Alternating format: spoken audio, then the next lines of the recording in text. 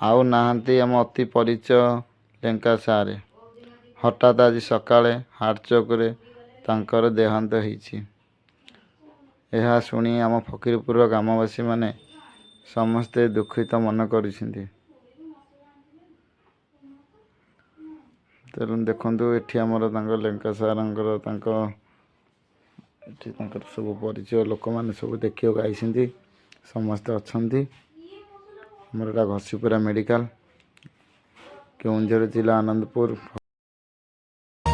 ନିଜର ମୋ ପରିବାର କଲେନି ମତେ ନିଜର, ସ୍ନେହର କୁଣାଟେ ଥିଲି ବୁଝିଲେନି ମନ ମୋର, ଯାହା ପାଇଁ ବଞ୍ଚିଥିଲି ତାକୁ ଦେଖି ନ ପାରିଲି, ଶେଷ ଇଚ୍ଛା ଯାହା ଥିଲା ତା ଆଗରୁ ମୁଁ ମରିଗଲି।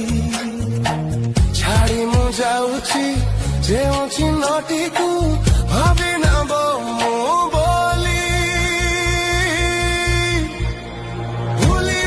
ଭୁଲିବନି ମତେ କେହି, ହୃଦୟରେ ଜାଗା ଦିଏ ଦବ ଭାଇ।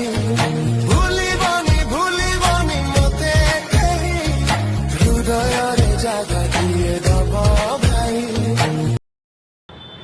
ସାଙ୍ଗମାନେ ନମସ୍କାର।